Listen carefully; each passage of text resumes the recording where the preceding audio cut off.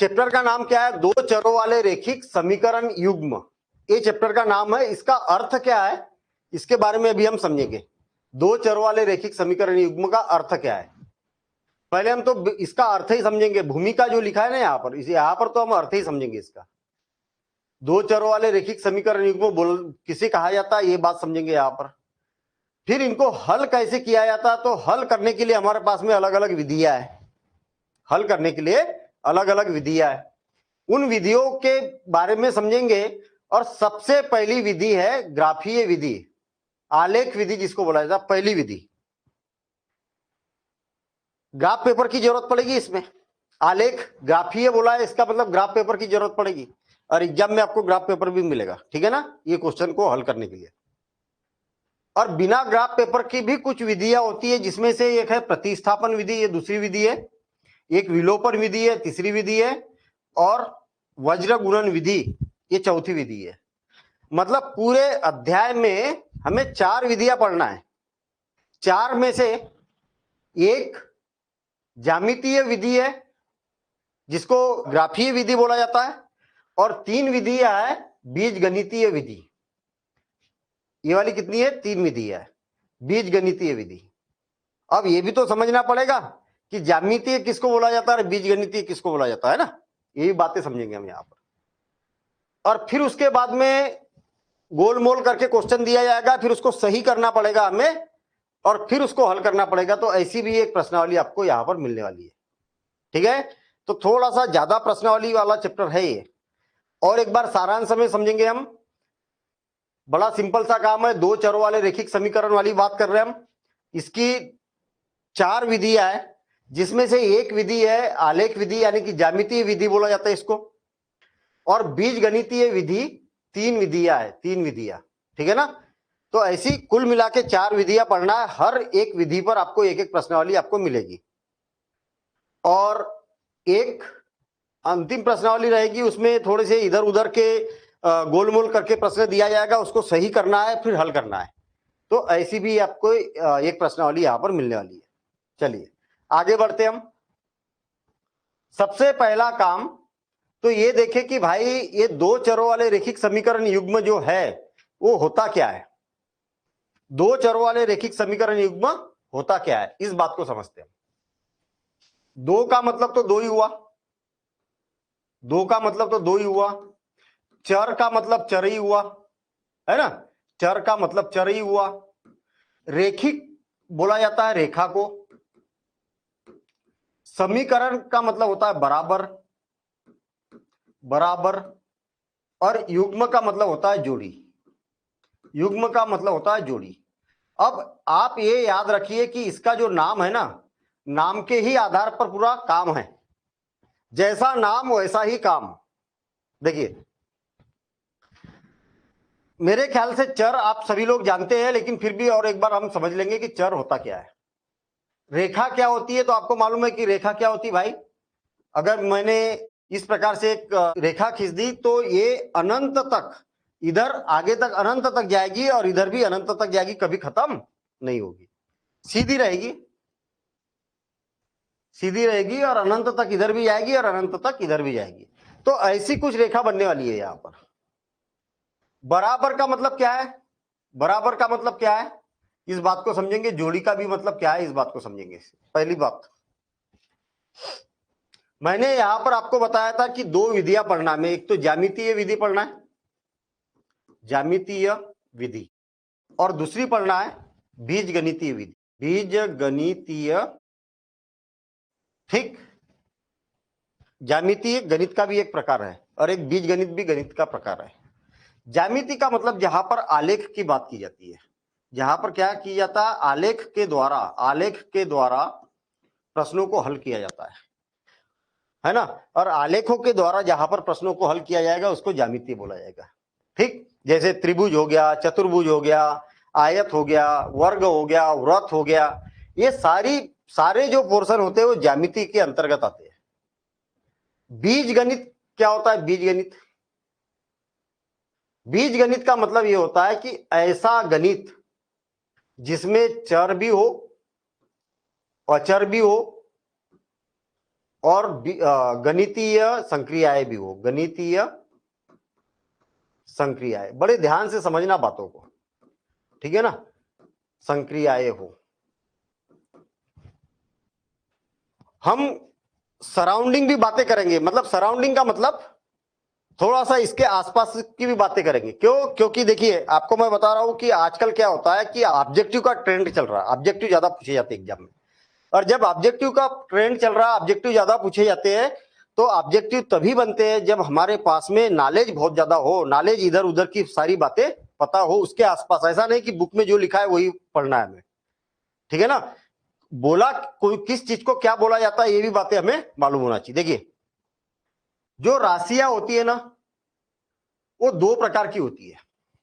दुनिया में कोई भी चीज को अगर हम प्रदर्शित करते हैं तो या चर के रूप में प्रदर्शित कर सकते हैं या अचर के रूप में प्रदर्शित कर सकते हैं, ठीक है।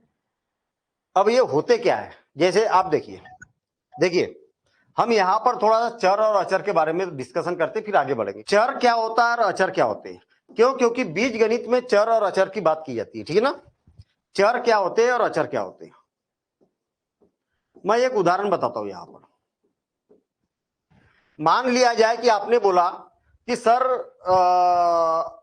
आप जहां पर भी रहते हैं वहां का तापमान कितना है, तो मैंने बोला कि भाई तापमान जो है यहाँ पर का 3 डिग्री सेंटीग्रेड है। आपने बोला कि बड़ी अजीब सी बात है, 3 डिग्री सेंटीग्रेड तो हमने पहली बार सुना है, पहली बार सुना है। तो मैं बोलूंगा कि टी का मान बदलते रहता है, कभी 25 डिग्री सेंटीग्रेड होता है, तो कभी 24 हो जाता है, तो कभी 16 हो जाता है, तो कभी 28 हो जाता है, इसका मान बदलते रहता है। तो मैंने जो आपको आंसर दिया ना T degree centigrade, T degree centigrade कोई निश्चित मान है क्या? निश्चित मान नहीं है। तो फिर कैसा है? इसका मान परिवर्तनशील है। तो ये क्या हो गया, जो निश्चित नहीं है वो क्या हो गया, चर हो गया। और जो मान निश्चित है, देखिए 25 डिग्री सेंटीग्रेड तो फिक्स है, मैंने आपको बोला तो 25 डिग्री सेंटीग्रेड तो आप अनुमान लगा लेंगे, हाँ हाँ इतना तापमान होगा। तो ये सारे के सारे जो मान आ रहे हैं यहां पर, ये क्या है, अचर राशि है, अचर राशि है। फिर से ऐसी राशि, ऐसी राशि जिसका मान, जिसका मान स्थिति के अनुसार, स्थिति के अनुसार, स्थिति के अनुरूप, क्या होता है, अनुरूप या अनुसार बदलते रहता है, बदलता है, उसे क्या बोला जाता है, चर कहा जाता है। और अचर किसको बोला जाता है? अचर किसको बोला जाता है? तो ऐसी राशि, ऐसी राशि जिसका मान, जिसका मान क्या होता है, निश्चित होता है, निश्चित होता है, उसे क्या बोला जाता है, अचर कहा जाता है। देखिए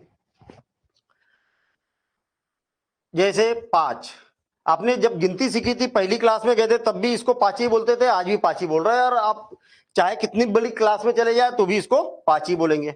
15, इसको 15 ही है। 38, 3/4, ये क्या है, अचर राशि है। और चर राशियां कौन सी होती है, जिसका मान बदलते रहता है। आपने पिछला चैप्टर पढ़ा है, उसमें x का मान क्या आया था, तो आप बोलेंगे कभी 1 आता था, कभी 3 आता था, शून्य ज्ञात किए थे कि नहीं, कभी x का मान ऋण 7 आता था, कभी x का मान ऋण 2/3 आता था। मतलब x का मान निश्चित आया क्या कभी? पिछले बार हर प्रश्न में x का मान बदल जाता था। तो x क्या हुआ, चर हुआ, और ये वाले जो मान है, ये वाले मान क्या हुए, अचर हुए। तो सामान्यतः चर को x के द्वारा, y के द्वारा, z के द्वारा, इस प्रकार से आप प्रदर्शित कर सकते हैं अंग्रेजी वर्णमाला के छोटे अक्षरों के द्वारा, ठीक है। इसके बाद में चर भी 2 प्रकार के होते हैं और अचर भी 2 प्रकार के होते हैं, वो बातें हम बाद में पढ़ेंगे, ठीक है ना। जब बड़ी कक्षा आ जाएगी, 11वीं 12वीं आ जाएगी, फिर उसके बाद में हम और आगे की बातें करेंगे, ठीक है। चलिए, तो कहने का मतलब बीज गणित किसको बोला जाता है, जिसमें चर होते हैं, अचर होते हैं। इसका मतलब पिछला जो चैप्टर था वो बीज गणित का चैप्टर था, है ना, बीजगणित का चैप्टर था, क्योंकि उसमें 100y यूज किया कि नहीं हमने। और गणितीय संक्रिया क्या होती है? प्लस, माइनस, मल्टीप्लिकेशन, डिवीजन, मतलब जोड़, घटाना, गुना, भाग, इसको बोला जाता है गणितीय संक्रियाएं। पिछली चैप्टर में भी हमने बताया था। और चर और अचर, जिसमें ये सारी चीजें होती है, इसकी खिचड़ी होती है, उसको बीजगणित बोला जाता है। बात क्लियर है ना? चलिए अब चैप्टर के नाम पर आ जाते हैं हम, कि चैप्टर का नाम क्या है और इसका अर्थ क्या है। मैं एक उदाहरण बताता हूं आपको। आपके पेरेंट्स ने आपसे बोला, आपके मम्मी पापा ने आपसे बोला कि बेटा एक काम करो, मार्केट में जाओ, ठीक है, मार्केट में जाओ और कुछ सब्जी लेके आ जाओ, कुछ सब्जी लेके आ जाओ। तो आपने पूछा कि क्या क्या लेके आना है भाई? तो पेरेंट्स ने बोला कि एक काम करो, आप 3 किलो आलू ले आओ। क्या ले आओ? आलू ले आओ। और 2 किलो प्याज ले आओ। 2 किलो प्याज ले आओ, ठीक है, ऐसा आपके पेरेंट्स ने बोला। आपने क्या किया? आप मार्केट में गए और मार्केट में आपने बोला कि भाई साहब मुझे 3 किलो आलू दे दो और 2 किलो प्याज दे दो। ठीक है, ले लिया आपने। अब आपने पूछा उनसे कि कितने के हो गए? 3 किलो आलू ले लिए आपने और 2 किलो प्याज ले लिए। 2 किलो प्याज ले लिए। 2 किलो प्याज ले लिए। और दुकानदार ने बोला कि आप एक काम करिए, आप एक काम करिए, 70 रुपए दे दीजिए। कितने रुपए दे दीजिए? 70 रुपए दे दीजिए। ठीक है, आपने 70 रुपए दिए और घर वापस आ गए, थैला दे दिया कि ये लो, और अपने काम में लग गए। पेरेंट्स ने और 2-4 दिन बाद आपसे बोला कि अच्छा एक काम करो और मार्केट जाओ। अब क्या करो? 2 किलो आलू ले आओ। 2 किलो, किलो नहीं लिखा मैंने, मान लो आप 2 किलो क्या ले आओ? आलू ले आओ, ठीक है। और 3 किलो प्याज ले आओ। 3 किलो क्या ले आओ? प्याज ले आओ। चलिए ठीक है, ले आए आपने प्याज। आपने दुकानदार से पूछा कि कितने के हो गए? तो दुकानदार ने बोला कि 80 रुपए के हो गए। आप घर वापस आ गए और आपने थैला दे दिया। आपके पेरेंट्स ने पूछा कि आपको मैंने 2 बार भेजा था मार्केट में और कुछ आलू लेके आ गए, कुछ प्याज लेके आ गए। अच्छा ये तो बताओ कि आलू क्या किलो है? आलू का जो रेट है, आलू का जो रेट है मार्केट में क्या किलो चल रही है? प्रति किलो, प्रति किलो क्या रेट है इसका आलू का, और प्याज का प्रति किलो क्या रेट है? अब आपने बोला कि भाई हमने तो पूछा ही नहीं उनसे, हमने दुकानदार से पूछा ही नहीं कि क्या किलो आलू है, क्या किलो प्याज है। उनने तो जितना पैसा मांगा उतना हम देके आ गए। तो फिर पेरेंट्स ने बोला कि नहीं, तुम पता करके बताओ, नहीं तो पिटाई लगने वाली है। क्यों? क्योंकि सबसे पहली गलती तो ये हुई है कि भाई जब दुकान पर गए तो दुकानदार के हिसाब से क्यों पैसे देके आ गए? आपने अपनी कैलकुलेशन क्यों नहीं की? आप 10th क्लास में पढ़ते हो। तो ऐसी स्थिति में आप, अब 2 स्थितियां बनी है आपके पास। ऐसी स्थिति में आप बता सकते हैं कि आलू का रेट कितना है और प्याज का रेट कितना है, अगर ये चैप्टर आपने अच्छे से पढ़ा है तो। और ये चैप्टर जब पढ़ना हो जाएगा तब बता भी सकते हैं आप। यही वाला प्रश्न याद रखना, यही वाला प्रश्न याद रखना, इसका रेट आप बता पाओगे। और अगर अभी ये चैप्टर नहीं पढ़ा तो फिर नहीं बता पाएंगे। तो गणित काम का हुआ कि नहीं हुआ? तो हमारे दैनिक जीवन में इसका बड़ा महत्व है भैया।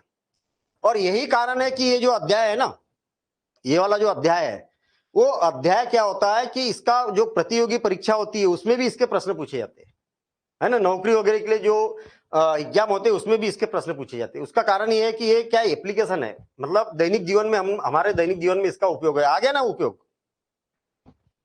अब सोचने वाली बात है कि कैसे पता करेंगे, कैसे पता करेंगे?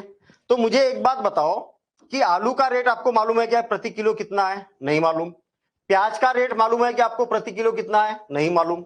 नहीं मालूम भैया, दोनों का रेट नहीं मालूम आपको प्रति किलो कितना है। तो फिर क्या करेंगे, जो चीज आपको गणित में नहीं मालूम होती है, जो चीज आपको गणित में मालूम नहीं होती है उसी को तो चर बोल दिया जाता है। जो चीज नहीं मालूम होती है उसी को चर के रूप में लिख दिया जाता है। आई बात समझ में। और चर कौन से होते हैं, तो एक्स लिख दो या वाई लिख दो या जेड लिख दो या पी लिख दो, क्यू लिख दो, आर लिख दो, यस लिख दो, टी लिख दो, ये सारे चर।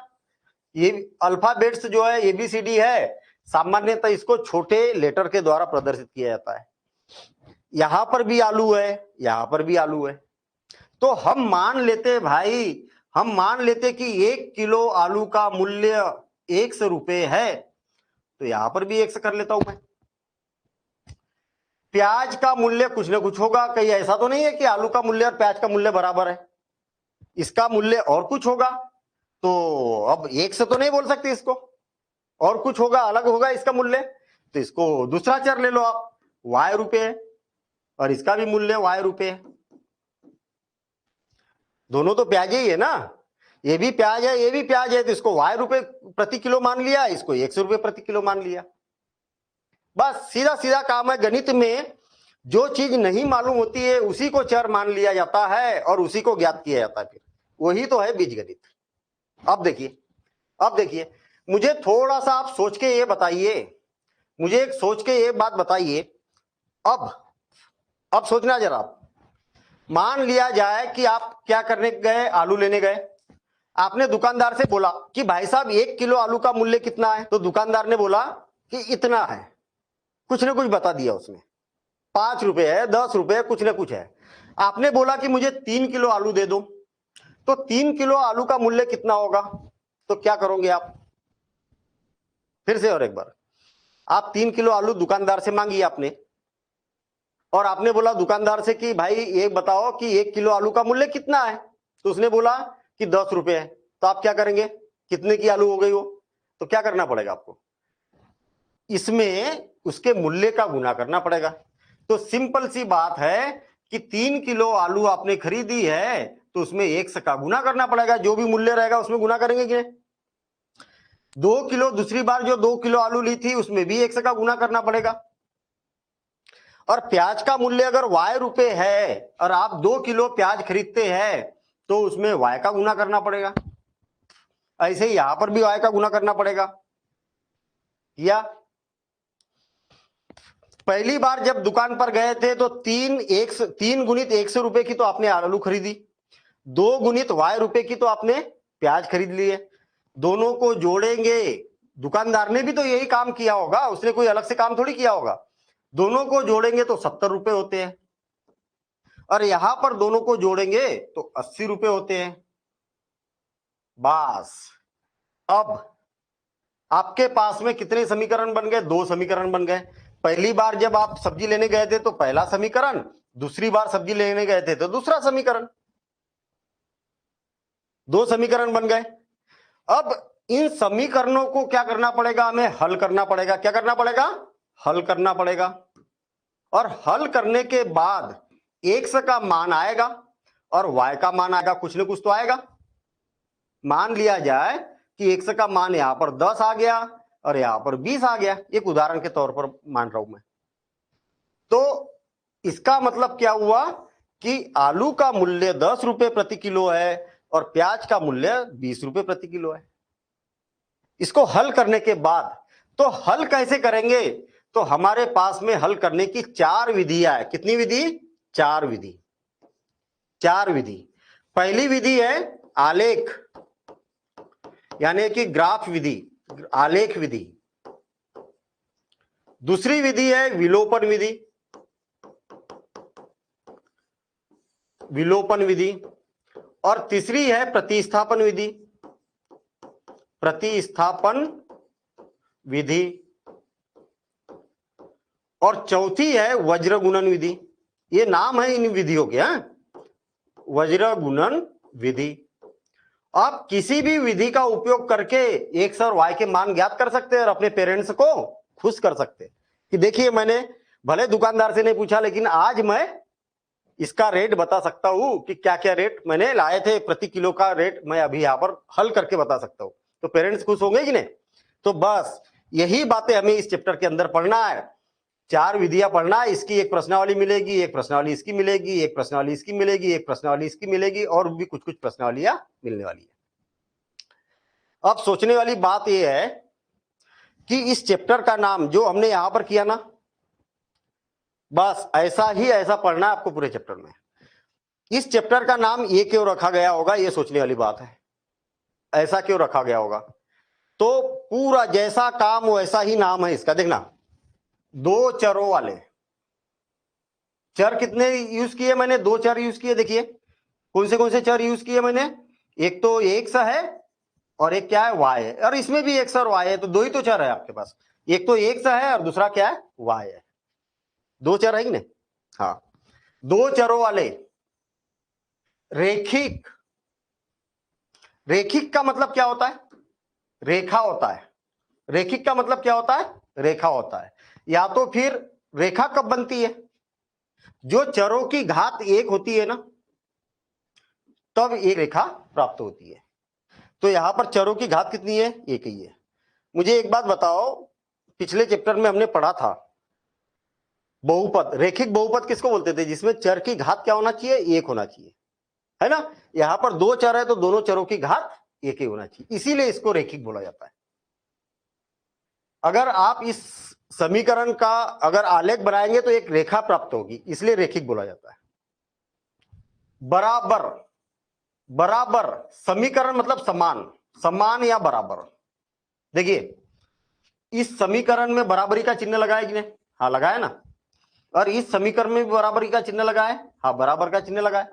दोनों समीकरण का ये बाया पक्ष है और ये दाया पक्ष है, ये बाया पक्ष है और ये दाया पक्ष है।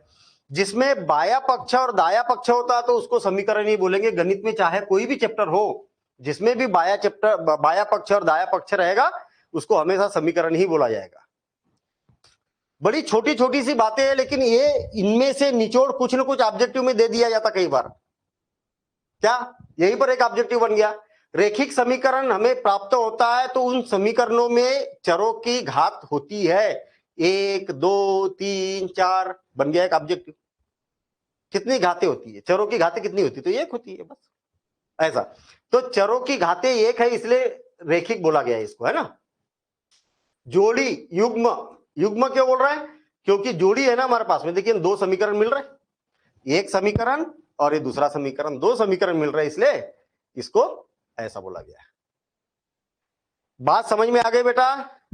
जरा हैंड रेज करके मेरे को बताओ, बात क्लियर है? ये समीकरण कैसे कैसे बने, मैं और एक समीकरण बना के बताता हूं आपको। देखना, देखना, ध्यान देना, इधर समीकरण बना के बता रहा हूं। सुचेता समझ में आ गया बेटा? Yes sir. हाँ आ गया ना, इतनी बातें समझ में आ गई। और एक समीकरण बना के दिखा रहा हूं मैं आपको, ठीक है ना। नीजू समझ में आया? जी सर, समझ में आ गया है। हाँ अब देखिए, और एक समीकरण बना के बता रहा हूं मैं आपको। देखिए मान लिया जाए कि दो दोस्त है, ठीक है, 2 दोस्त है। एक तो राजू है, राजू कुमार है, और एक अमित कुमार है। बहुत अच्छे दोस्त है भाई, ठीक है, अमित कुमार है। क्या होता है, राजू एक दिन दुकान पे जाता है और दुकान पे देखता है, स्टेशनरी की दुकान पर जाता है वो, और स्टेशनरी की दुकान पर देखता है कि अरे यार ये तो पेंसिल बहुत अच्छी है। उसको क्या है, पेंसिल पसंद आ जाती है, ठीक है। एक पेंसिल दुकान पर जो रहती है बहुत अच्छी पसंद आ जाती है उसको। और एक रबर जो होता है ना, पेंसिल मिटाने वाला, तो रबर भी पसंद आ जाता, बड़ा एक कार्टूनिस्ट टाइप का एक रबर भी उसको दिखाई देता है वहां पर, अच्छा लगता है उसको। तो दुकानदार से बोलता है कि अच्छा भाई साहब मुझे एक काम करिए, 5 पेंसिल दे दीजिए, ठीक, और 2 रबर दे दीजिए। 5 पेंसिल दे दीजिए और 2 रबर दे दीजिए। खरीद लेता है वो, और खरीदने के बाद दुकानदार से पूछता है कि कितने के हो गए। तो दुकानदार बोलता है कि भाई ये जो है ये हो गए 29 रुपए के। कितने के हो गए, 29 रुपए के। दूसरे दिन स्कूल जाता है और अमित उसके पास में रबर और पेंसिल देखता है। तो अमित को भी पसंद आ जाते। अरे यार राजू, कहाँ से खरीदे यार तूने रबर और पेंसिल, बहुत अच्छी रबर और पेंसिल है ना, तो मुझे भी खरीदना है, ये बता दुकान का नाम बता। तो ये दुकान का नाम बताता है, और अमित क्या करता है, अमित भी फिर दुकान पर जाता है और फिर वो 4 पेंसिल खरीद लेता है और 6 रबर खरीद लेता है। ठीक, 4 पेंसिल और 6 रबर खरीद लेता है, और दुकानदार से पूछता है वो तो कितने रुपए हो गए, तो दुकानदार बोलता है कि ये 32 रुपए हो गए। कितने हो गए? 32 रुपए हो गए। फिर दूसरे दिन अमित और राजू दोनों एक दूसरे से मिलते हैं कि देख भाई, मैंने तूने जैसे रबर और पेंसिल लाए थे ऐसे ही रबर पेंसिल मैंने भी लाए हैं। ठीक है ना, ऐसा आपस में बात करते हैं। राजू बोलता यार अपन ने ले तो आए, मैंने 29 रुपए दिए दुकानदार को, तूने 32 रुपए दिए, कहीं दुकानदार ने बेवकूफ तो नहीं बनाया हमें? हैं? थोड़ा सा हम जानने की कोशिश करते यार कि रबर कितने का हुआ होगा, एक रबर कितने का रहा होगा और पेंसिल कितने की रही होगी। हम जानने की कोशिश करते हैं कि वो रबर का मूल्य, एक रबर का मूल्य कितना होगा और एक पेंसिल का मूल्य कितना होगा। ठीक है, या तो फिर हम ऐसा बोल सकते हैं कि एक और दोस्त है इनका सुमित, सुमित को भी ये पसंद आ जाता है।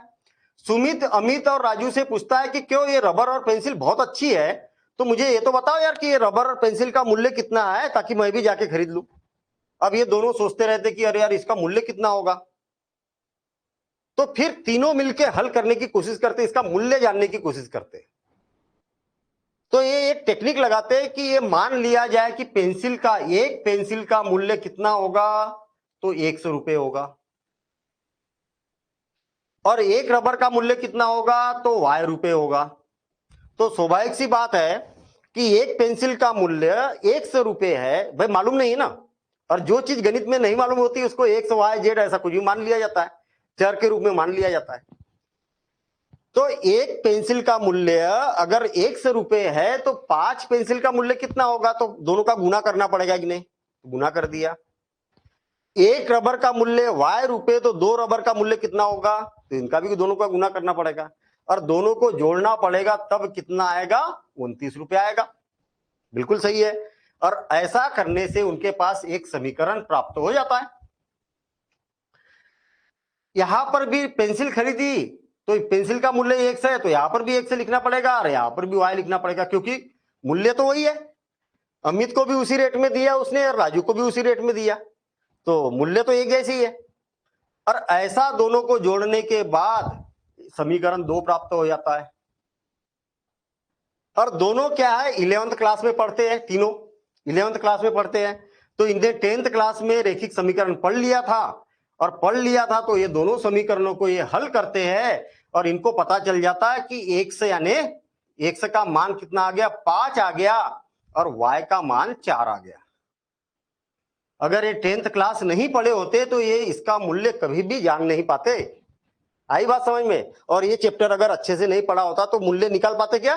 नहीं निकाल पाते। तो आप भी निकाल पाओगे इस चैप्टर को पढ़ने के बाद, ठीक है ना। तो यही बातें हमें पूरे चैप्टर में सीखना है कि कैसे ज्ञात किया जाता है। तो इंटरेस्टिंग हुई ना बात, तो मजा आने वाला है, मतलब इस चैप्टर में सीधी सीधी बात है ये कि इस चैप्टर में मजा आने वाला है। ठीक है, चलिए, तो ये समझ में आ गई ना, दो चरों की बात की है। दो चर क्यों बोलते हैं? क्योंकि दो चर यहां पर उपयोग में किए है। देखिए x और y दो चर है, हाँ बिल्कुल दो चर है। रेखिक क्यों बोल रहा है? क्योंकि इन चरों की घातें कितनी है, एक है, कुछ नहीं है, मतलब एक तो दिखे, कुछ नहीं लिखा मतलब एक रहती ही है ना। समीकरण क्यों बोल रहा है? क्योंकि इसमें बराबरी का चिन्ह लगा है, बराबर यानी कि समान का चिन्ह लगा है। बाया पक्ष और दाया पक्ष रहेगा तो समीकरण हमेशा बोला जाएगा। और युग्म क्यों बोल रहा है?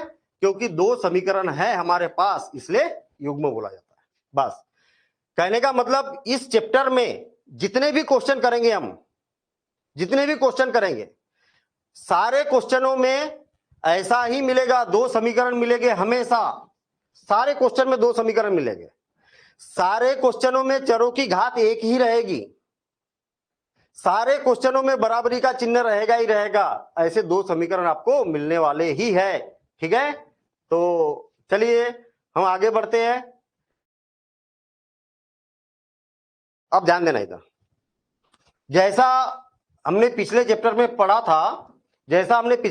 पढ़ा था व्यापक रूप, तो इसमें भी व्यापक रूप होता है। व्यापक रूप मतलब दो चरों का व्यापक रूप क्या होगा। सिंपल सी बात अभी तक हमें ये समझ में आई कि ए एक्स, देखिए 2x धन 3y बराबर से 6, 5x ऋण 7y बराबर से 4, ऐसे कुछ समीकरण देखे ना हमने इससे पहले। यहां पर क्या है, अचर है, यहां पर क्या है, अचर है, और यहां पर क्या है, अचर संख्या है। अच्छा, यहां पर क्या है, चर संख्या दिखाई दे रही है, यहां पर कैसी है, चर संख्या दिखाई दे रही है। तो इसका व्यापक रूप क्या होगा, इसका व्यापक रूप क्या होगा, तो देखिए A X plus B Y is equal to C. देखिए यहां पर और यहां पर क्या है, अचर संख्या है, तो मैंने ए बी और सी अचर संख्या लिख दिया। अब आप बोलेंगे कि सर ए बी सी अचर कहां से हुआ, ए बी सी अचर कहां से हुआ, भाई ए का कोई एक निश्चित तो मान होता नहीं है, अचर नहीं हुआ, लेकिन हमने अचर के जगह इसको उपयोग में लिया। सामान्यतः मैं आपको बता दूं, जो अचर होते हैं ना, अचर को सामान्यतः ए बी सी के द्वारा प्रदर्शित किया जाता है, और चरों को जो है वो X Y Z P Q R इनके द्वारा प्रदर्शित किया जाता है, ठीक है ना। तो चरों के द्वारा आप इसको उपयोग में ला सकते हैं एबीसी को। चलिए ठीक है, दो समीकरण मिलना चाहिए, तो ये एक्स प्लस बी वाई बराबर से सी। अब दोनों समीकरण एक जैसे ही दिख रहे हैं, तो ये पहला समीकरण है, इसलिए मैं इसको क्या करता हूं, एक एक लिख देता हूं, B1 A1 B1 और C1। ये दूसरा समीकरण, इसलिए A2 B2 और C2 लिख देता हूं। ये समीकरण बन गया एक, और ये क्या बन गया, समीकरण 2। ये होता है इसका व्यापक रूप। क्या होता है इसका व्यापक रूप, मतलब कहने का मतलब जहां पर जो A1 A2 है ना, B1 B2 है ना, और C1 C2 है, इनके जगह कोई भी वास्तविक संख्या रख सकते हैं आप, कोई भी वास्तविक संख्या रख सकते हैं, चाहे परिमेय संख्या हो चाहे अपरिमेय संख्या हो, कोई भी वास्तविक संख्या रख सकते हैं आप। देखना, जहां A1 B1 या A2 B1 B2 C1 तथा C2 क्या है, वास्तविक संख्या है, वास्तविक संख्या है, वास्तविक संख्या है। पहली बात, A1 B1 C1 A2 B2 और C2 की जगह क्या रहेगी, वास्तविक संख्या रहेगी। 2 आ सकता है, 5 आ सकता है, 7 आ सकता है, 15 आ सकता है, ऐसा कुछ भी आ सकता है, ठीक है। वास्तविक संख्याओं के साथ साथ में दोनों एक साथ में जीरो नहीं होना चाहिए, कि A1 square plus B1 square not equal to 0, और A2 square plus B2 square not equal to 0। कहने का मतलब क्या हुआ, यहां पर बड़ी अजीब सी बात लग रही है देखने में। ऐसा नहीं होना चाहिए, ऐसा नहीं होना चाहिए कि A1 का भी मान शून्य और B1 का भी मान शून्य, दोनों एक साथ शून्य नहीं होना चाहिए। भाई ए का मान शून्य और बी का भी मान शून्य, तो ये शून्य हो जाएगा कि नहीं, ऐसा नहीं होना चाहिए। क्यों नहीं होना चाहिए, क्यों नहीं होना चाहिए, देखना, अगर मैं A1 के जगह शून्य रख देता हूं, देखिए शून्य एक्स धन B1 के जगह भी शून्य रख देता हूं, और बराबर से C1, शून्य का इसमें गुणा करेंगे तो क्या हो जाएगा, शून्य धन शून्य बराबर से C1, तो शून्य बराबर से C1। समीकरण बचा क्या, अरे कुछ नहीं बचा भाई, शून्य बच गया, अब क्या होगा, कुछ नहीं होगा। तो इसीलिए दोनों एक साथ में शून्य नहीं होना चाहिए। हाँ, अकेला शून्य ये हो सकता है, अकेला शून्य ये हो सकता है, या कोई भी वास्तविक संख्या हो सकती है, ठीक है। तो इसीलिए मैंने यहां पर लिखा कि दोनों का मान एक साथ शून्य नहीं होना चाहिए, दोनों का मान एक साथ शून्य नहीं होना चाहिए। सिर्फ आपको इतनी बात याद रखना कि भैया A1 B1 और A2 B2 दोनों एक साथ शून्य नहीं होना चाहिए, ऐसा, ठीक है। अच्छा, तथा एक्स और वाई क्या है, चर है, बस इसको बोला जाता है व्यापक रूप, ठीक है ना, ऐसा। अब देखिए, ऐसा भी लिख सकते हैं आप, ऐसा भी हो सकता है या दूसरा तरीका भी हो सकता है इसको लिखने का, व्यापक रूप a1x plus b1y plus c1 is equal to 0, a2x plus b2y plus c2 is equal to 0। क्या लिखा मैंने मालूम है आपको? दोनों में अंतर क्या है? अरे कोई अंतर नहीं है, ये जो c1 c2 है ना उसको इधर कर दिया तो राइट हैंड साइड 0 हो गया। तो इस रूप में भी आपको समीकरण मिल सकते हैं, तो इनको रेखिक समीकरण ही बोलेंगे, और इस रूप में भी आपको समीकरण मिल सकते हैं। तो प्रश्न ऐसा होगा या तो फिर ऐसा होगा। ठीक है, इतनी बात समझ में आ गई? चलिए ठीक, थोड़ा सा उदाहरण के तौर पर समझते हैं। मुझे एक बात बताना, 2x धन 3y बराबर से 6, ये रेखिक समीकरण है या नहीं है? पहली बात। दूसरा, 3x का वर्ग धन 5y बराबर से 7, ये रेखिक समीकरण है या नहीं है? तीसरा, 5x बराबर से 7, ये रेखिक समीकरण है या नहीं है? चौथा, 3 धन 5x बराबर से 0, ये रेखिक समीकरण है या नहीं है? या मैं y लिख देता हूं, या y लिख देता हूं, ये रेखिक समीकरण है या नहीं है? जरा हैंड रेज करके बताओ। मैंने 4 क्वेश्चन लिखे, ये रेखिक समीकरण है या नहीं है, ये बात आपको बताना है। चलिए यहां पर मैं किसने हैंड रेज किया? हाँ ठीक है, बहुत सारे हैंड रेज आ गए। विशाल कुमार, विशाल कुमार, पहला वाला रेखिक समीकरण है क्या बेटा? है सर। है। देखिए ध्यान देना, इधर बहुत सारे हैंड आ गए, सबने ही हैंड कर दिए, मतलब सभी को समझ में आ गई ये बात है, सब एक्साइटेड है आंसर देने के लिए। देखिए रेखिक समीकरण है या नहीं है, मैं चेक कर रहा हूं इसको। दो चर है क्या? हाँ है, दो चर, 1 2। रेखिक मतलब दोनों की घात 1 1 है क्या? हाँ 1 1 है, 1 1 है। समीकरण मतलब बराबरी का चिन्ह लगाया क्या? हाँ बराबरी का चिन्ह लगाया, तो रेखिक समीकरण होगा, है। ठीक है, दूसरा बताइए। नहीं है सर। नहीं है, क्यों नहीं है? कारण भी बता दो। क्योंकि सर एक से घात 2। हाँ 1 की घात 2 आ गया, इसने गड़बड़ कर दिया। दोनों चरों की घात 1 ही होना चाहिए, इसलिए रेखिक समीकरण नहीं होगा। ठीक है, अच्छा तीसरा है या नहीं है बता दो। है सर। तीसरा देखिए बेटा, 5x धन 0y बराबरी से 7। है सर। देखिए ना भाई, y नहीं है तो उसके साथ 0y लिख सकते हैं हम। Yes sir. हमने बोला था कि x के साथ और y के साथ क्या आना चाहिए? क्या आना चाहिए? कोई भी वास्तविक संख्या आ सकती है, 0 वास्तविक संख्या है ना। Yes sir. हाँ तो देखिए दो चर है, हाँ है, दोनों की घातें 1 1 है, हाँ 1 1 है, दोनों में बराबरी का चिन्ह लगा है, हाँ बराबरी का चिन्ह लगा है ना, और रेखिक समीकरण है, तो हम बोलेंगे हाँ है। ये है कि नहीं है? नहीं है सर। क्यों नहीं है? क्योंकि इसका y की घात 3 है। 3 है, इसलिए नहीं है। ठीक है, बात समझ में आ गई सभी को? चलिए ठीक है, ओके आगे बढ़ रहे हैं हम। ये व्यापक रूप आप बाद में बढ़िया आराम से नोट कर लेना इसको, है ना, जल्दबाजी नहीं है, आराम से नोट करना बढ़िया। बाद में वीडियो को और एक बार प्ले कर देना और इसको नोट कर लेना। दो चरों वाले रेखिक समीकरण युग्म है या नहीं है, ये पूछा है। अच्छा मैं आपको एक बात बता रहा हूं, सुनिए। जो समीकरण होते हैं ना, कैसे होते हैं? तराजू के जैसे। ये आपने तराजू देखा है? बिल्कुल तराजू के जैसे होते हैं समीकरण। समीकरण का मतलब समान। तराजू की खासियत समझो पहले आप, तराजू की खासियत समझो कि तराजू होता कैसा है। इसका एक पलड़ा इधर होता है और दूसरा पलड़ा इधर होता है। अगर मान लिया जाए कि आपने इधर 1 किलो का बाट रख दिया, 1 किलोग्राम का वजन रख दिया इधर, और इधर 1 किलो आलू रख दी, 1 किलो क्या रख दी? इधर आलू रख दी, 1 किलो आलू रख दी, क्या होगा? क्या होगा? तो मेरे ख्याल से ये जो तराजू का ये कांटा है बिल्कुल सीधा दिखाएगा, ये सीधा दिखाएगा, न तो इधर झुका रहेगा न तो इधर झुका रहेगा।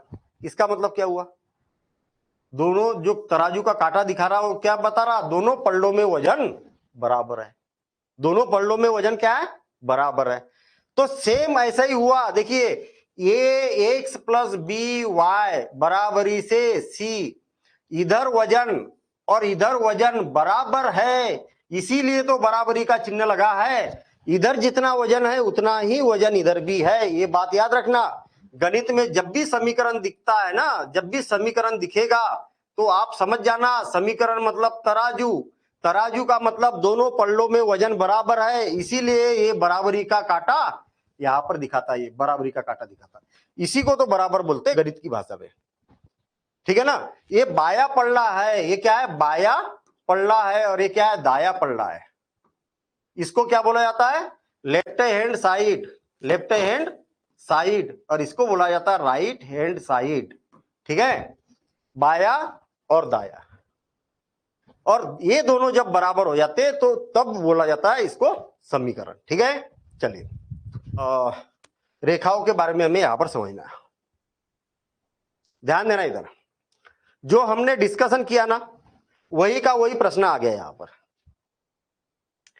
अब आपको दो प्रकार के प्रश्न मिलेंगे। हो सकता है कि आपको ऐसा समीकरण रेडीमेड मिल जाए, y इज इक्वल टू 7 और x minus 2y is equal to 5। दो समीकरण ऑलरेडी आपको बने हुए मिल जाए, या तो फिर ऐसे विभारत वाले, है ना, ऐसी परिभाषिक आपको प्रश्न मिलेंगे, और इस प्रश्न को पढ़ने के बाद में ऐसे समीकरण बनाना पड़ेगा आपको और फिर हल करना पड़ेगा। फिर से और एक बार मैं क्या बताना चाह रहा हूं, आपको पूरे चैप्टर में दो प्रकार के प्रश्न मिलेंगे। एक तो ऐसे प्रश्न मिलेंगे जो ऑलरेडी समीकरण बने हुए हैं और इनको हल करना पड़ेगा, एक तरीका। दूसरा, इस प्रकार के पारिभाषिक शब्दावली वाले प्रश्न मिलेंगे और इसको पढ़ के ऐसे समीकरण बनाना है आपको और फिर उसके बाद में हल करना है। तो जब ऐसे प्रश्न रहेंगे तो उसको ऐसा बनाने के लिए आपको मेहनत करना पड़ेगा। और बच्चों का ये मानना होता है कि भाई जब ऐसे प्रश्न जब एग्जाम में पूछे जाते हैं तो ये कठिन प्रश्न होते हैं। कैसे होते हैं? कठिन प्रश्न होते हैं। मैं आपको बता दूं, जब ऐसे प्रश्न पूछे जाते हैं तो बिल्कुल आसान प्रश्न होते हैं, बिल्कुल आसानी से समीकरण बना सकते हैं। बच्चे इसी में घबराते हैं कि अरे यार इससे हम समीकरण कैसे बनाएंगे। देखना आप कैसे मजाक में समीकरण बन जाएगा। देखिए सीधी सीधी बात यह है कि आप जब भी प्रश्न को पढ़ेंगे तो आपके पास में दो कथन दिखेंगे। एक कथन मतलब समझते हो ना, दूसरा कथन मतलब दो बातें बोली जाएगी आपके लिए। एक बात ये हो गई और दूसरी बात ये हो गई, और फिर लास्ट में पूछा जाएगा कि बताइए। हाँ, दो मान पूछे जाएंगे, इसका मान और इसका मान कितना होगा। क्या बोल रहा हूं, समझ में आया? इस प्रश्न को तीन भागों में तोड़िए आप। तीन भागों में रहेगा ये प्रश्न। एक भाग ये रहेगा, दूसरा भाग ये रहेगा, और तीसरे में बोला जाएगा कि ये बताइए आप। इस प्रश्न में नहीं बोला है क्योंकि ये शुरू के है, जब हम मेन प्रश्न करेंगे तब पूछा जाएगा, ठीक है ना, कि बताइए कि एक पेंसिल तथा एक रबर का मूल्य कितना होगा। ऐसा पूछा जाएगा प्रश्न में, ठीक है। बताइए की जरूरत नहीं है, एक पेंसिल तथा एक रबर का मूल्य ज्ञात कीजिए, ऐसा पूछा जाएगा प्रश्न में। देखिए मैं प्रश्न को पढ़ रहा हूं, आपको ढूंढना है कि एक पहला कथन कहां पर है और दूसरा कथन कहां पर है, बस। और फिर लास्ट में आपसे क्या पूछा गया ये बात देखेंगे हम। देखिए ध्यान देना इधर, रोमिला एक स्टेशनरी की दुकान पर गई। चलिए गई, यहां पर तो आपको केवल जानकारी दी है ना कि भाई रोमिला एक स्टेशनरी की दुकान पर गई, बस इतनी सी बात बोली है यहां पर। चलिए ठीक है, आगे की बात करते हैं हम। और ₹9 में उसने 2 पेंसिल और 3 रबर खरीदी। ये मिला आपको एक कथन। उसने क्या किया, ₹9 में 2 पेंसिल और 3 रबर खरीदी। चलो खरीद ली होगी यार उसने। उसकी सहेली सोनाली ने रोमिला के पास नई तरह की पेंसिल देखी और उसको पसंद आ गई, और रबर देखी और उसको पसंद आ गई। उसने भी, ये तो ऐसी बातें दी है ना, ऐसी बातें दी है। मेन काम तो भाई दुकान पर उसको पसंद आ गई, ये हो गया वो हो गया, ऐसी बातें दी है। फिर क्या हुआ कि रोमिला भी गई भैया, सोनाली भी पहले कौन गई थी, रोमिला गई थी, फिर सोनाली भी दुकान पर गई और उसने ₹18 की उसी तरीके की 4 पेंसिल और 6 रबर खरीदी। 2 कथन मिल गए ना। रोमिला ने काम किया, उस पर एक कथन मिल गया, सोनाली ने जो काम किया उस पर एक कथन मिल गया। इस स्थिति को बीजगणितीय तथा ग्राफीय रूपों में व्यक्त कीजिए। बीजगणितीय रूप में भी व्यक्त करना है और ग्राफीय विधि में भी व्यक्त करना है। ठीक है, हाँ ठीक है। अब ध्यान देना प्रश्न को, और बताइए कि एक पेंसिल का तथा एक रबर का मूल्य कितना है। ऐसा प्रश्न लास्ट में दिया जाएगा।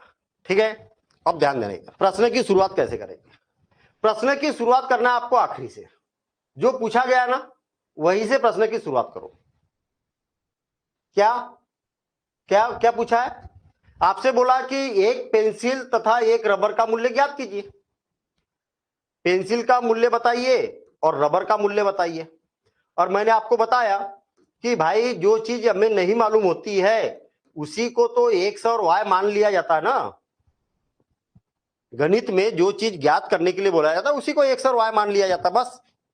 तो प्रश्न की जो शुरुआत करेंगे यही से करेंगे। माना एक पेंसिल का मूल्य, एक पेंसिल का मूल्य कितना है, ₹1, तथा एक रबर का मूल्य, एक रबर का मूल्य कितना है, एक रबर का मूल्य कितना है, ₹Y है। इसमें कोई दिक्कत है क्या। चाहे इस चैप्टर का कोई भी क्वेश्चन हो, सिर्फ आपको इतनी सी बात देखना है कि आपसे आखिरी में क्या पूछा है, बस आखिरी में क्या पूछा है, केवल इतनी सी बात। और जो पूछा है उसी को एक्स और वाई मान लो। 2 चीजें पूछी जाएगी, एक को एक्स मान लो, दूसरे को वाई मान लो, हो गया। अब देखिए, अब देखिए, जब रोमिला गई स्टेशनरी की दुकान पर तो उसने क्या किया, पहले रफ समझ लो एक बार। उसने पेंसिल खरीदी और रबर खरीदे। आई बात समझिए।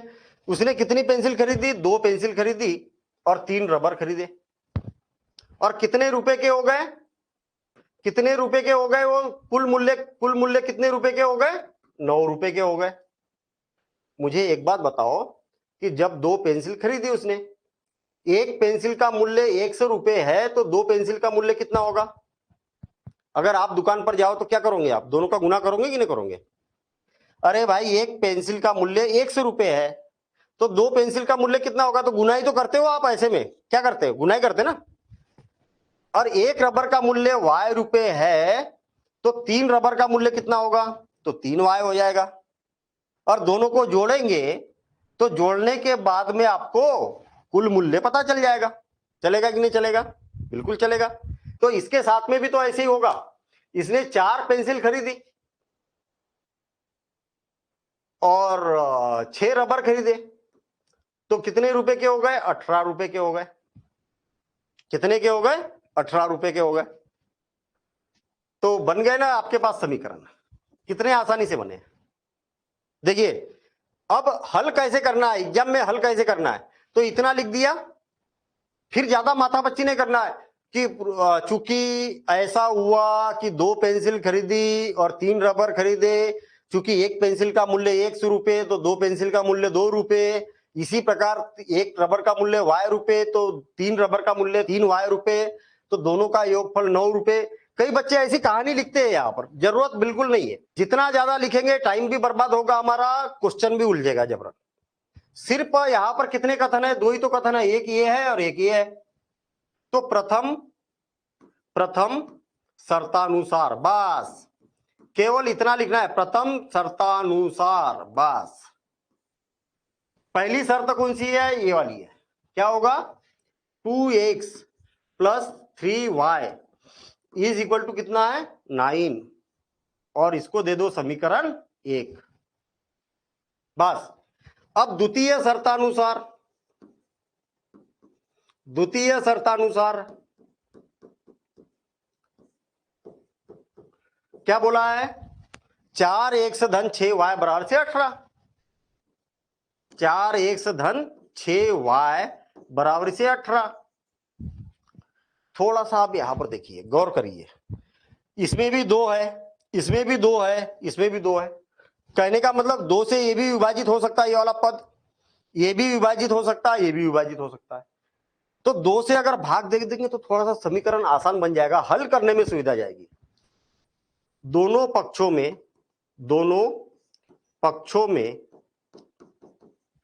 2 का भाग देने पर, चलिए 2 का भाग दे देता हूं मैं। तो देखिए 4x में भी 2 का भाग देंगे, 6y में भी 2 का भाग देंगे, और 18 में भी 2 का भाग दे देंगे। तो कितना हो जाएगा? 2 1 2, 2 2 4, 2 बार हुआ ना, 2 1 2, 2 3 6, और बराबर से 2 1 2, 2 9 18, और ये बन गया समीकरण 2। आप देखेंगे कि यहां समीकरण 1 व समीकरण 2 क्या है? एक समान है, एक समान है। मैं आपको बता दूं कि ये जो दोनों समीकरण एक समान दिख रहे हैं ना, अरे हाँ, समीकरण 1 और समीकरण 2 क्या? देखिए पहला समीकरण कैसे मिला? प्रथम शर्तानुसार, रोमिला के हिसाब से मिला। और दूसरा समीकरण काय के हिसाब से मिला? सोनाली के अनुसार दूसरा समीकरण मिला। अरे दोनों समीकरण एक जैसे है, ऐसा हमेशा नहीं होता है, हो गया यहां पर कभी कभी होता है, ठीक है, ऐसा कभी कभी होता है, ठीक है, कोई बात नहीं। मतलब इसको हल करेंगे तो भी वही उत्तर आएगा, इसको हल करेंगे तो भी उत्तर वही आएगा, ठीक है। तो क्योंकि दोनों कैसे है? एक जैसे है, ठीक है। देखिए ध्यान देना, इधर क्या बोला है प्रश्न में? बीज गणितीय स्थिति बताइए इसकी। तो ये वाला जो है ना, ये वाला जो समीकरण 1 और समीकरण 2 है ना, इसको बोला जाता है बीजगणित, बीजगणितीय स्थिति। ये जो रूप है ना इसका, ये वाला रूप, ये वाला रूप, देखिए ध्यान देना इधर, ये वाला जो रूप है और ये वाला रूप है, ये क्या है? बीजगणितीय रूप है ये। और आगे क्या बोला है? ज्यामितीय रूप, यानी कि ग्राफीय रूप बताइए। तो अब हम ग्राफ पेपर पर इसको प्रदर्शित करते हैं, ठीक है। ग्राफ पेपर पर प्रदर्शित करना अच्छे से सीख लो, 9th क्लास में किया था। हम ये मान रहे हैं कि आपने कुछ सिखा ही नहीं 9th क्लास में, ठीक है। आपने 9th क्लास में कुछ सिखा ही नहीं, ऐसा मान लेते, और यहां पर हम समझने की कोशिश करते। देखिए ध्यान देना इधर, पहली बात तो शाम को कर लेना ये काम। क्या करना है? ग्राफ पेपर खरीदना सभी लोग, ठीक है। ग्राफ पेपर पर प्रैक्टिस करना है आपको, सभी को ग्राफ पेपर खरीदना है। और ग्राफ पेपर की एक कॉपी आती है, ठीक है, उस कॉपी को खरीदना है। और खरीदने के बाद मैं एक काम बता रहा हूं, वो काम को करके देखना है। कैसा? ये जब ग्राफ पेपर की कॉपी खरीदेंगे, इससे पहले देखा भी होगा आपने 9th क्लास में, ग्राफ पेपर की कॉपी में क्या होता है कि अगर मान लिया जाए मेरे पास में एक कॉपी है, ये कॉपी है मान लिया जाए, ये ग्राफ पेपर की है, तो इसमें क्या होता है कि एक तरफ ग्राफ बना होता है, देखिए एक तरफ ग्राफ बना होता है और एक तरफ क्या रहता है? खाली रहता है। फिर दूसरा पेज लेंगे तो एक तरफ ग्राफ मिलेगा, एक तरफ क्या रहेगा? खाली भी रहेगा। जो खाली है वहां पर क्या किया जाता है? ये हल किया जाता है, और जो ग्राफ पेपर है उस पर ग्राफ बनाया जाता है। तो ये काम आप आज कर लेना, तो साथ ही साथ में आपको प्रैक्टिस भी करने के लिए मौका मिल जाएगा, ठीक है। ग्राफ पेपर पर इसको ग्राफ पेपर पर ही करना है। अब ध्यान देना इधर, ग्राफ पेपर की विशेषता क्या होती है, इस बात को अच्छे से समझ लो। ग्राफ पेपर की विशेषता क्या होती है? ऐसी खड़ी खड़ी सी डार्क लाइनें होती है, गहरी लाइनें, ऐसी खड़ी वाली गहरी लाइनें दिख रही है, हाँ दिख रही है। और इन गहरी लाइनों के बीच में, ये 2 गहरी लाइनों के बीच में एक और थोड़ी सी लाइट, यानी कि इससे और कम पतली एक बीच में से लाइन होती है, और इनके बीच में फिर 4-4 लाइनें होती है।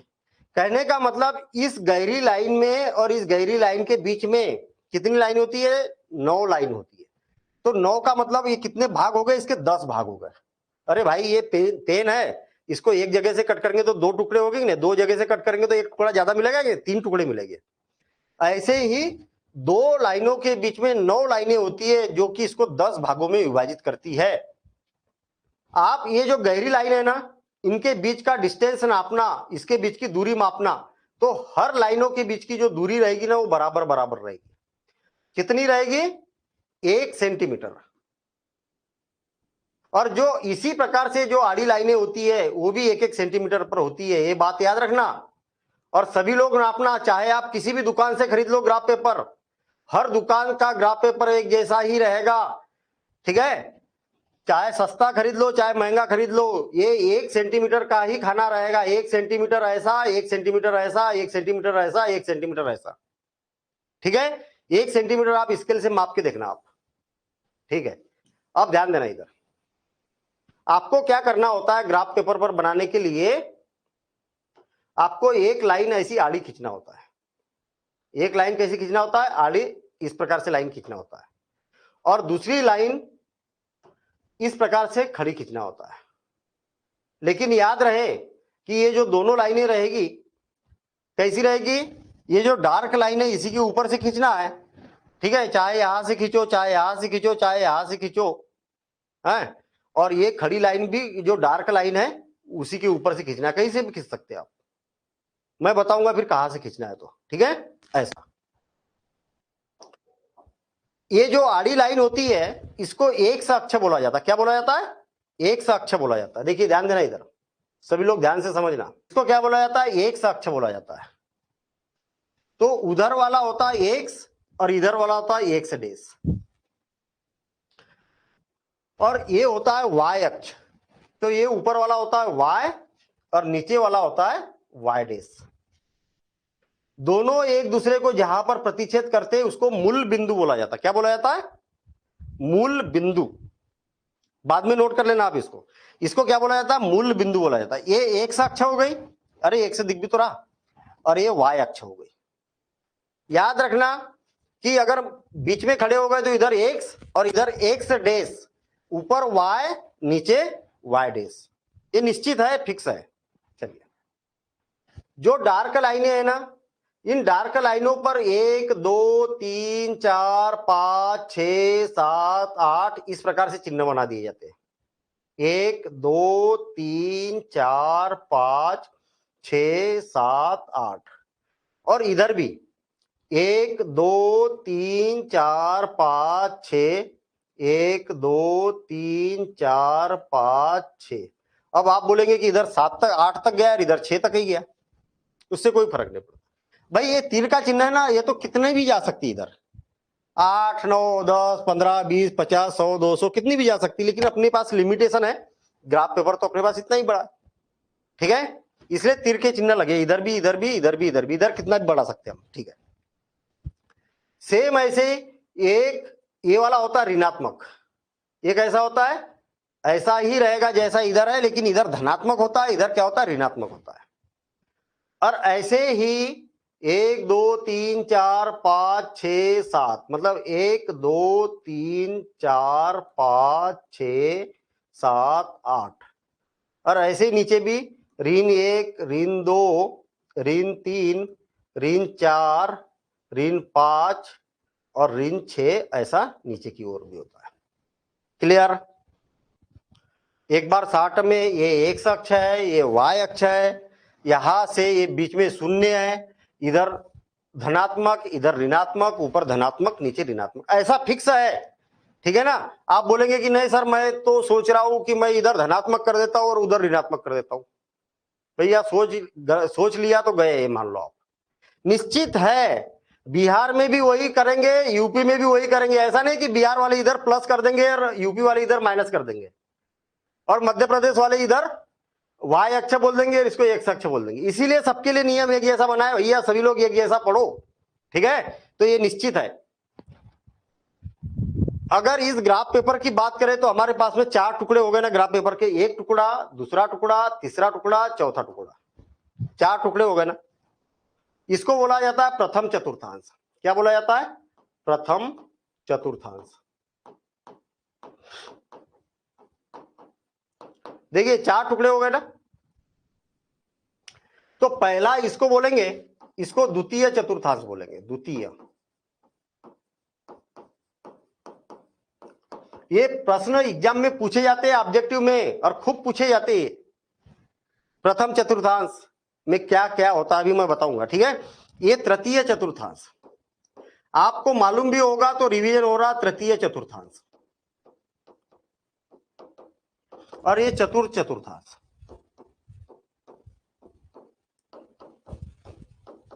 ठीक है। अब देखिए पहला, दूसरा, तीसरा, चौथा, पहला, दूसरा, तीसरा, चौथा। अब आप बोलेंगे कि प्रथम चतुर्थांश क्या इतना बड़ा होता है? नहीं, अरे इतना बड़ा नहीं, यहां से लेके यहां तक का ये पूरा क्षेत्र प्रथम चतुर्थांश का होता है। यहां से लेके यहां तक का इधर का पूरा क्षेत्र द्वितीय चतुर्थांश का होता है। यहां से लेके यहां तक का पूरा क्षेत्र इधर अनंत तक, और इधर भी चतुर्थ चतुर्थांश, ऐसा होता है। अब देखिए, अब ध्यान देना इधर। अब मुझे एक बात बताओ कि यहां पर x का मान कितना है? धनात्मक है ना? हाँ धनात्मक है ना। x का मान क्या है? धनात्मक है। y कैसा है? धनात्मक है। पहले x का मान लिखा जाता है, फिर y का मान लिखा जाता है। ये निश्चित है, पहले x का मान फिर y का मान। देखिए x कैसा है? इधर धनात्मक, तो धन लिख दिया मैंने पहले x का मान। y कैसा है? धनात्मक, तो इसको धन धन चतुर्थांश भी बोला जाता है। क्या बोला जाता है? धन धन चतुर्थांश, प्लस प्लस क्वाड्रेंट बोला जाता है। इंग्लिश में क्वाड्रेंट बोलते हैं इसको, क्वाड्रेंट लिख दूं क्या? फर्स्ट क्वाड्रेंट, फर्स्ट क्वाड्रेंट, ये second quadrant, third quadrant, fourth quadrant. यहां पर क्या होता है? x कैसा है? पहले x का मान देखेंगे तो ऋणात्मक है, और y कैसा है? धनात्मक, तो ये ऋण धन भी बोला जाता है इसको। इधर x का मान ऋणात्मक है और y का मान कैसा है? वो भी ऋणात्मक है, तो ऋण ऋण चतुर्थांश भी बोला जाता है इसको। और इसमें x का मान धनात्मक है और y का मान ऋणात्मक है, तो धन ऋण चतुर्थांश भी बोला जाता है। याद रखना, कई बार पूछा जाता है भैया x o y, x y जो चतुर्थांश है, देखना यहां से चले आप, x o y इधर वाला हो गया ना, तो इसको x o y भी बोला जाता है। क्षेत्र है ये x o y, देखना ये वाला क्षेत्र कौन सा है? x से शुरुआत करते, x o y, ठीक। x o y चतुर्थांश भी बोल सकते हैं हम। ये वाला कौन सा है बताना जरा? x से शुरुआत करना है, y से नहीं करना। x dash o y, x dash o y, ऐसा भी बोल सकते हैं। इसमें x dash o y dash, क्या बोलेंगे? x dash o y dash. इसको क्या बोलेंगे? x o y dash, x o y dash. शुरुआत x से ही करेंगे, ठीक है ना? x o y डैश, ऐसा। तो कितने नाम हो गए? 3 नाम हो गए, ठीक। चलिए, इस पूरे को, ये पूरे तल को क्या बोला जाता है? निर्देशांक तल। क्या बोला जाता है? निर्देशांक तल। कहा लिखूं भाई? निर्देशांक तल। चलिए इसी में लिख देता हूं मैं। इस पूरे को क्या बोला जाता है? निर्देशांक तल बोला। कार्तीय तल भी बोलते हैं इसको, कार्तीय तल। एक्स वाई तल भी बोला जाता है इसको, एक्स वाई तल भी बोला जाता है। अब आप बोलेंगे कि एक्स वाई तो ये हो गया, क्योंकि पूरा एक्स है ना ये, और ये क्या पूरा वाई, तो एक्स वाई तल भी बोला जाता है। तो इसको 3 नामों से प्रदर्शित किए पूरे को। इस पर मैं ये ऐसा बना देता हूं तो आपको समझ में आ जाएगा कि पूरे को क्या बोला जाता है। ये पूरे को क्या बोला जाता है? एक्स वाई तल भी बोल सकते हैं, कार्तीय तल भी बोल सकते हैं, निर्देशांक तल भी बोला जाता है, ठीक है। क्यों बोला जाता है ये भी बात सोचने वाली है भाई। और कुछ क्यों नहीं बोला? मैथ्स में ऐसे कुछ भी नहीं हो जाता है, हर किसी चीज का कारण होता है कि इसका कारण क्या है भाई। तो यहां पर देखना, एक्स वाई तल तो बड़ा स्पष्ट है। क्यों?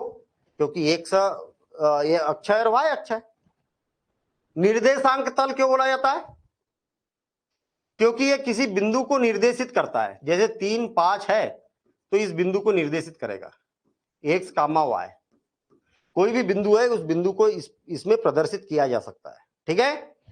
इसलिए इसको निर्देशांक तल बोला जाता है। कार्तीय तल बड़ा अटपटा सा है यार, कार्तीय तल क्यों बोला जाता है? कार्तीय लिखा है मैंने, कार्तीय, कार्तीय तल क्यों बोला जाता है? देखिए, रेने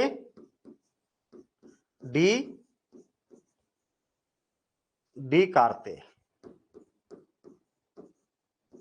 देखिए, एक गणितज्ञ थे रेने डी कार्ते नाम के, ठीक है। इस गणितज्ञ ने इसको बनाया था, इन्होंने सिस्टम बनाया था ऐसा, तो इन्हीं के नाम से दी कार्ते है ना, तो इसलिए कार्तीय तल, इनके सम्मान में इसको, इसका नाम कार्तीय तल भी बोला जाता है। तो तीनों के कारण है भैया, निर्देशांक मतलब निर्देशित कर रहा है किसी बिंदु को, इसलिए निर्देशांक तल बोला जाता है। 100 y अक्ष है इसलिए 100 y तल भी बोला जाता है। और रेने दी कार्ते जो थे वो, उन्होंने इस प्लेन को बनाया था, इस समतल को, कि भैया ये x अक्ष होगी, ये y अक्ष होगी, ये प्रथम चतुर्थांश होगा, ये द्वितीय चतुर्थांश होगा, ऐसा ऐसा होगा, इसलिए इसको रेने दी कार्ते कहा जाता है। ये सारी बातें आप फिर से वीडियो को प्ले करना और उसमें बाद में नोट कर लेना। देखिए, और एक बात बता रहा हूं मैं, इंपॉर्टेंट बात। देखिए, जब हम 100 y किसी बिंदु को यहां पर प्रदर्शित करते, किसको प्रदर्शित करते? 100 y बिंदु पर प्रदर्शित करते, ठीक है। तो x जो पहला मान होता है ना, इसको भुज बोला जाता है, भुज। और जो बाद वाला मान होता है इसको बोला जाता है कोटि। बाद वाला मान होता है वो क्या होता है? कोटि होता है। ये ऑब्जेक्टिव में बहुत पूछा जाता है। जैसे मान लिया जाए कोई बिंदु है आपके पास, यहां पर x का मान कितना है यहां पर, तो x अक्ष पर लंब डाल दो। यहां से x का मान कितना है? 4। और y अक्ष पर लंब डाल दिया आपने, तो y का मान कितना है? कामा लगा दिया जाता है, और y का मान कितना है? 6 है। तो यहां पर इसको, इसमें बताइए कि भुज कितना है और कोटि कितना है, ऐसा पूछा जाता है एग्जाम में, याद रखना। इसको बोला जाता है भुज। भुज कितना है? 4। और कोटि कितनी है? कोटि कितनी है? तो 6। हाँ, इसको बोला जाता है। ऐसा ऑब्जेक्टिव कई बार पूछा जाता है बोर्ड एग्जाम में, ठीक। तो आज के लिए इतना ही, अपन नेक्स्ट क्लास में इसको हल करेंगे, ठीक है ना। आलेख पर किस प्रकार से प्रदर्शित किया जाता है ये बातें हम करेंगे। और मैं आपको बता दूं कि आज आपको क्या करना है, ये ग्राफ पेपर लेना है, ग्राफ पेपर कॉपी लेना है एक, और इसके साथ में जितनी भी बातें मैंने बताई है ये सारी बातें नोट करना है। ये महत्वपूर्ण बातें हैं, इससे संबंधित क्वेश्चन एग्जाम में पूछे जाते हैं, ऑब्जेक्टिव पूछे जाते हैं, ठीक है। चलिए, बाकी अगली क्लास में हम ये सारी बातें करने वाले हैं, ठीक है ना। इसको हल कैसे किया जाता है इस पर ये बातें हम अगली क्लास में करेंगे, ठीक। समझ में आया कि नहीं आया निशु? जी सर, सब समझ में आ गई है सर। ठीक है, सारी बातें नोट करना, और नोट करने के बाद पूरा नोट्स बनाना है आपको, ठीक है ना। जी सर। नोट्स खुद बनाओ तो वो ज्यादा इंपॉर्टेंट, मैंने पिछली बार बताया था ना कि नोट्स खुद बनाते तो उसके क्या क्या फायदे होते हैं, ठीक है। जी सर। हाँ, जी तो सर। अच्छा सुनिए, मैं अगली क्लास में आपसे पूछूंगा कि क्या समीकरण आया था, तो ये वाला समीकरण बताना मुझे, ठीक है ना। जी सर। और फिर मैं उसको अपन ग्राफ पेपर पर बनाना सीखेंगे, और फिर अगली आगे की बातें करने वाले हैं, ठीक है ना। चलिए, ठीक। जी सर। कार्तिक, समझ में आया? जी सर। ठीक है, कृष्णकांत पांडे। हाँ सर, समझ में आ गया।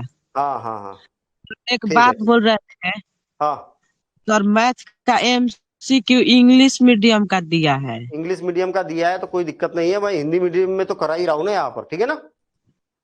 चलिए।